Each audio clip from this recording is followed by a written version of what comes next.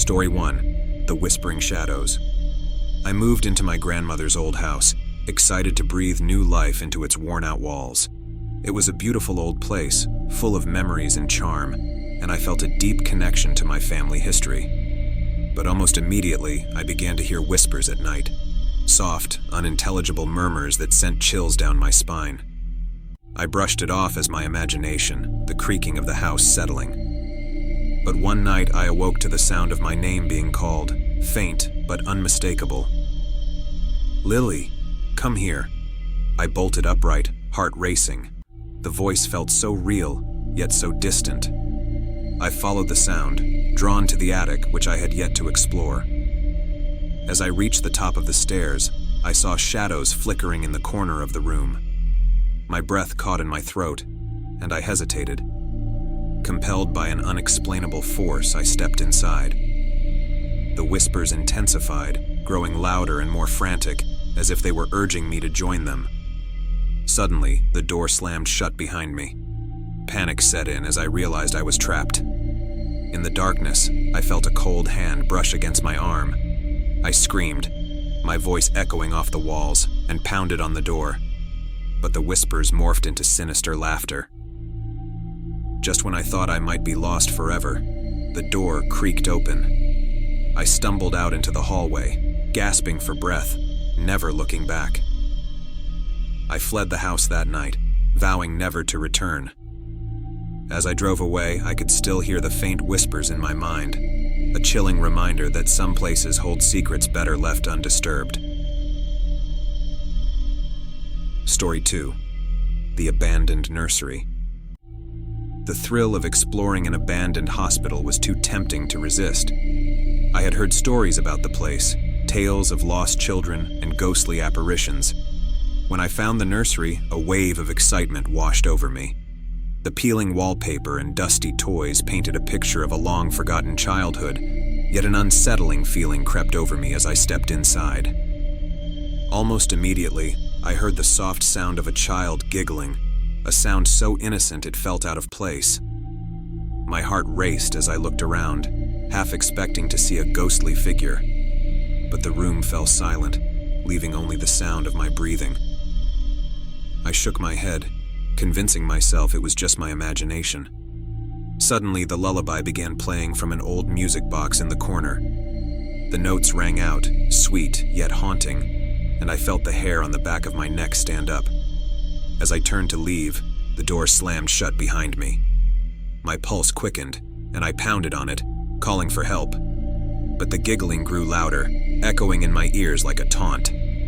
In a frenzy, I felt around for a way out, but panic surged through me as I realized the music was still playing, accompanied now by the eerie laughter of unseen children. Just when I thought I might be trapped forever, the door creaked open on its own, and I bolted out into the night, never looking back. I left the hospital behind, but the echoes of that laughter haunted my dreams for weeks to come. Story 3. The Mirror's Reflection. Inheriting my aunt's ornate mirror was both a blessing and a curse. It was beautiful, intricately designed, but something about it felt off. Each time I looked into it, I felt a chill run down my spine, as if I were being watched. I often caught glimpses of movement from the corner of my eye, but when I turned to look, there was nothing there. One night, while getting ready for bed, I glanced at my reflection and noticed a shadowy figure standing behind me. My breath caught in my throat as I spun around, but the room was empty. Dismissing it as fatigue, I tried to shake off the feeling of unease. The following night, I heard soft sobbing coming from the mirror. My heart raced as I approached it, drawn by an invisible force. To my horror, the figure was there again.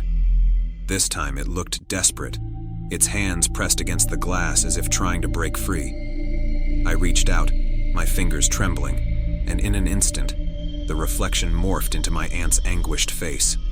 I stumbled back in terror, and the mirror shattered, but the sobbing continued, now echoing through my entire house. I covered the mirror and locked it away, convinced I had escaped whatever was trapped within. But the whispers still haunted me every night. I could feel her presence, desperately trying to communicate. I could only wonder what message she was trying to send and what had truly happened to her. Story 4. The Forgotten Road. Driving through the woods late at night, I took a wrong turn and found myself on a forgotten road. The trees loomed over me like dark sentinels, and an unsettling fog rolled in, wrapping around my car like a shroud. I felt an urge to turn back, but something pulled me deeper into the woods. As I drove, the air grew thick with silence. Suddenly, my car stalled. I stepped out to investigate, and that's when I heard it, a low, guttural growl coming from the shadows. My heart raced as I fumbled for my phone, but there was no signal. The forest felt alive, and I felt like prey. I turned to head back to my car, but something was blocking my way. A figure, tall and hunched, watching me from the trees. I could see its eyes glimmering in the darkness, and I sprinted back, heart pounding, praying the car would start. To my relief, it roared back to life.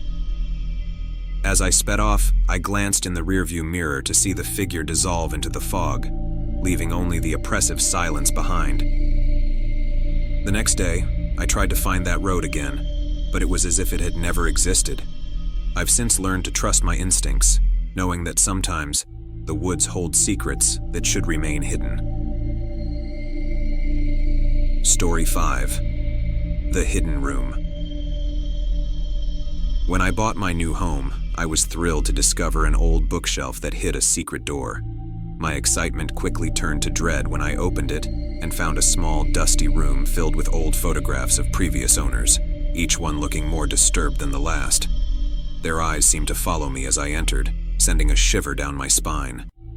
As I explored, I felt an unsettling presence behind me. I spun around, expecting to find a shadow, but instead the door slammed shut.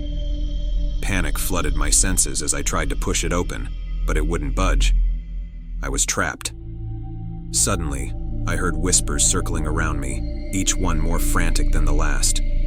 I pressed my ear against the door, desperately listening. In the silence, I could hear my name being called, my own voice echoing back at me. It was as if the room was alive, filled with the remnants of those who had come before me. I screamed and banged on the door, feeling the walls close in.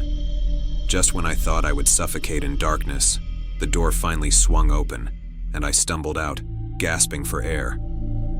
I never spoke of that room again, but I could feel its presence lurking in the shadows, watching, waiting for the next curious soul to unlock its secrets. I left the house, but I never truly left that room behind. Its whispers still echo in my mind, a constant reminder of what lies hidden.